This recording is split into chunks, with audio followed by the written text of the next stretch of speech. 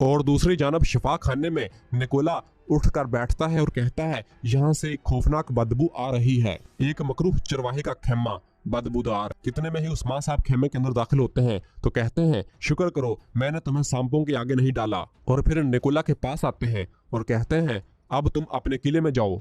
ये सुनकर निकोला हैरान होता है और कहता है, किले में? क्या तुम मुझे भेज रहे हो? जिस पर उस्मान साहब खामोश रहते हैं। और फिर निकोला कहता है, उस्मान साहब किस चीज ने तुम्हारा जहन बदला है? आपकी खामोशी से वाजिया है कि आपने जो मांगा वो नहीं मिला। मैं अब इस बकरे के खेमे में वैसे भी नहीं रहने वाला था, मैं जाने वाला था। जिस पर उस्मान साहब निकोला का कंधा पकड़कर कहते हैं, अच्छा तो जान लो कि मैं किले में तुम्हें इस आरामदाह बिस्तर पर सोने नहीं दूंगा। तुम बहुत डरोगे, तुम इस वक्त का इंतजार करोगे जब मैं आकर तुम्हारा सर उतारूंगा। तुम्हें एक पल भी नींद नहीं आएगी। और ये कहकर बाहर चले जाते हैं। और फिर पीछे से निकोला कहता है, वहशी चरवाहा।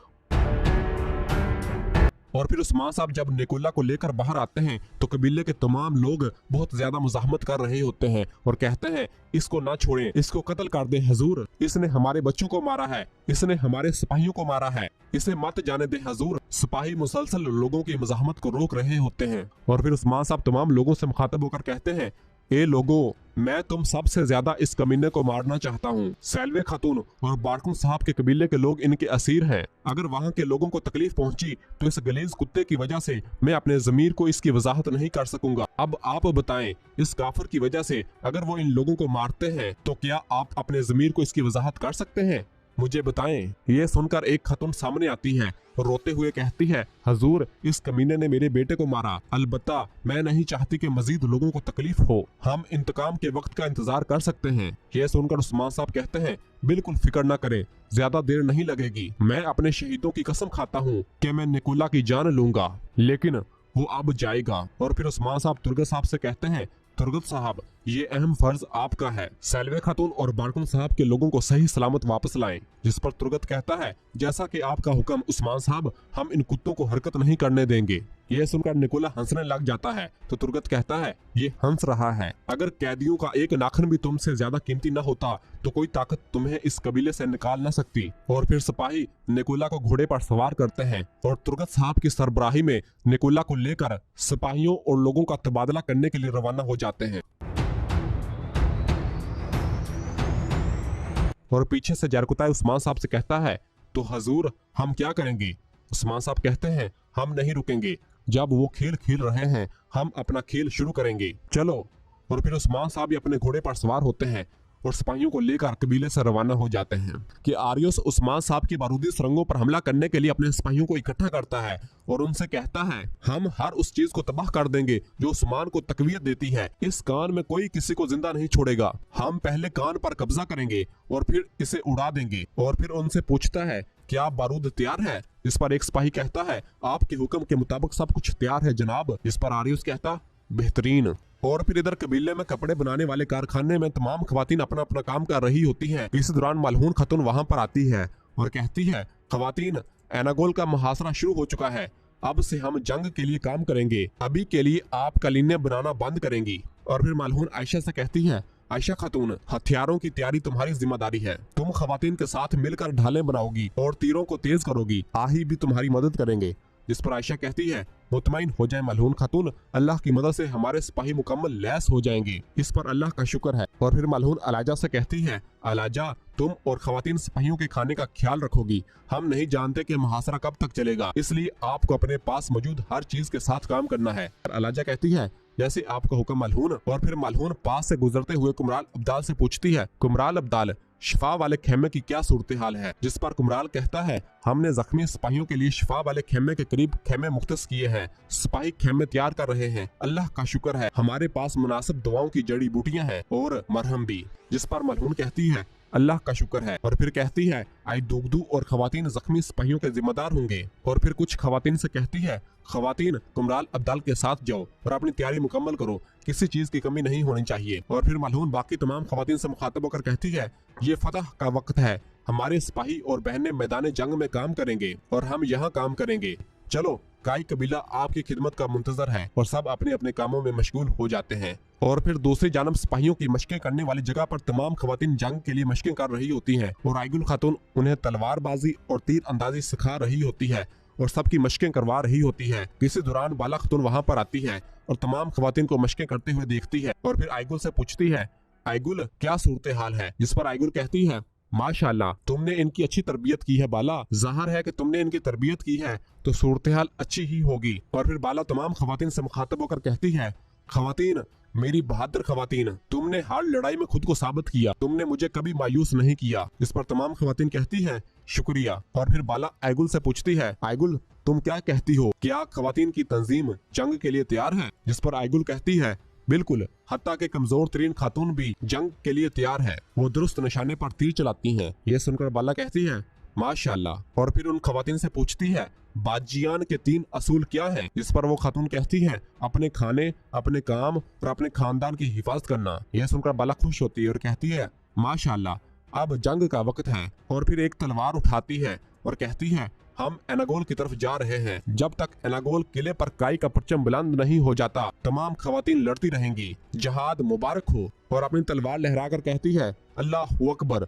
जिस पर तमाम खवातीन भी अल्लाह अकबर के फलको शिगाफ नारे बुलंद करती हैं। और फिर दूसरी जानब तुर्गा साहब निकोला और किले के सिपाहियों को लेकर उस मकाम पर जाता है जिस जगह पर सिपाहियों और कैजिल बेग कबीले के लोगों का तबादला होना होता है। वहाँ पहुंचकर तुर्गत निकोला से कहता है, मैं तुम्हें अभी नहीं मारूंगा, हमारे पास करने के लिए बहुत सी चीजें हैं। ये सुनकर निकोला हंसने लग जाता है और कहता है, तुर्गा साहब, आह तुर्गा साहब, जब तुमने मुझे पकड़ा तो तुम्हें मुझे मार देना चाहिए था, लेकिन बदकिस्मती से तुम न कर सके। और फिर तुर्गत पूछता है, तुम हंस क्यों रहे हो? क्या तुम्हारे लिए जीना मुश्किल है? लेकिन मुझे तुम्हें बताना चाहिए, जो आखिर में हंसता है वो बेहतरीन हंसता है। और फिर बारकुन जब सैल्वे को देखता है तो कहता है, सैल्वे मैं तुम्हें बचा लूंगा।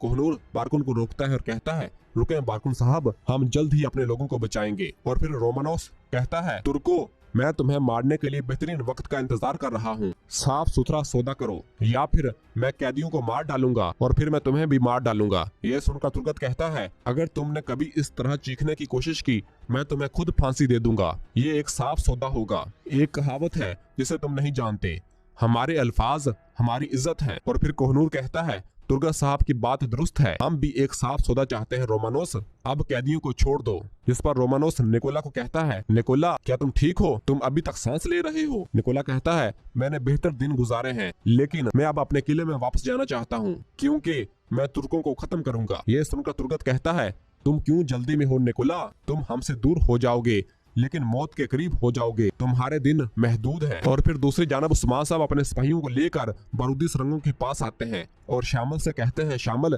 जब से तुम यहाँ आए हो हम जंग में हैं। यह सुनकर शामिल कहता है, अल्लाह का शुक्र है जनाब। और फिर उस्मान साहब हंसने लग जाते हैं। और फिर तुरान, गैंचे साहब और शामिल से कहते हैं, तुम लोग इस रास्ते की जानब जाओगे। जिस पर वो कहते हैं, जैसे आपका हुक्म। और फिर बुरान और जरकुताई से कहते हैं कि तुम मेरे साथ आओगे। और फिर सब से कहते हैं, तुम जानते हो कि क्या करना है, मैं कोई गलती नहीं चाहता, सच जरूर सामने आएगा, चलो जहाद मुबारक हो। और सब अपनी पोजीशन संभालने के लिए रवाना हो जाते हैं। और फिर इधर रोमानोस तुर्गा साहब से कहता है, मैं कैदियों को भेज रहा हूँ और आइन इसी वक्त पर तुम निकोला और बाकी सिपाहियों को भेजोगे। ये सुनकर निकोला सबको छोड़ देता है। और फिर निकोला और किले के सिपाही रोमानोस की जानब रवाना होते हैं और उधर से सैल्वे खातून और उसके कबीले के लोग तुर्गा साहब की जानब रवाना होते हैं। और इस तरह दोनों अतराफ से सिपाहियों और लोगों का तबादला होता है। निकोला सैल्वे खातून के पास जाता है और उसे देखता है और हंसने लग जाता है और बहुत खुश होता है। और फिर किले के सिपाही दूसरी जानब चले जाते हैं और कबीले के लोग इस तरफ आ जाते हैं। मुकम्मल तबादला हो जाने के बाद सैल्वे खातून बारकुन की जानब भागती है तो बारकुन सैल्वे खातून की जानब और सैल्वे के पास आकर कहता है, क्या तुम ठीक हो? और उसे गले मिलता है। सैल्वे कहती है, मैं बहुत खौफजदा हो गई थी, मैं बहुत डर गई थी बारकुन। जिस पर बारकुन कहता है, अब सब खत्म हो गया है सैल्वे, अब घबराने की जरूरत नहीं, चलो। और फिर निकोला वापस मुड़कर तुर्गा साहब को पुकारता है और कहता है, तुर्गा साहब, और अपने पंजों के जरिए तुर्गत को झकड़ने का इशारा करता है। तो जवाबन तुर्गा साहब भी अपने पंजों के जरिए निकोला को मसलने का इशारा करते हैं। और फिर निकोला रोमानोस के पास आता है। रोमानोस पूछता है, बासिलियोस कहाँ पर है? जिस पर निकोला कहता, वो मार चुका है, तुर्कों ने इसे दफन कर दिया है। ये सुनकर रोमानोस कहता है, मेरे लिए इनके कबाइल को जलाने की एक और वजह, लेकिन पहले मैं आरियोस के इन सुरंगों को तबाह करने का इंतजार करूंगा। और फिर इधर सैल्वे खातून तुर्गा साहब और सिपाहियों से कहती है, आपका शुक्रिया, आपकी उम्र लंबी हो। और फिर बारकुन भी कहता है, ए वल्ला तुर्गा साहब। तुर्गत कहता, शुक्रिया। और फिर दूसरी जानब आरियस और उसके सिपाही बारूदी सुरंग के करीब घात लगाए बैठे होते हैं। आरियस वहां मौजूद सिपाहियों को काम करते हुए देखता है तो कहता है, इस बारूदी सुरंग के चले जाने के बाद तुम्हारे पास कुछ नहीं बचेगा उस्मान। और फिर अपने सिपाहियों से कहता है, चलो हमला करते हैं, हिंद में से हर एक को मार डालो, इन्हें अब्दी अंधेरों में बंद कर दो, चलो। और फिर आरियस के तमाम सिपाही बाहर निकल आते हैं और बारूदी सुरंग की जानब भागते हैं। तो वहाँ गैंचे साहब शामिल और तुरान पहले से ही आम सिपाहियों के लिबास पहने मौजूद होते हैं। गैंचे साहब कहते हैं, चलो इन्हें दिखाएं कि हमारे खिलाफ दांत तेज करने वाले कुत्ते कैसे खत्म होते हैं। भाइयों चलो, कफकास की हवा की तरह चलो। और फिर तुरान कहता है, चलो भाइयों, एक एक करके इनके दांत काटते हैं। शामिल कहता है, मेरी तलवार बेचैन हो रही है, ये काफरों के खून की प्यासी है, चलो। और फिर आरियस के तमाम सिपाही काए सिपाहियों पर हमलावर हो जाते हैं।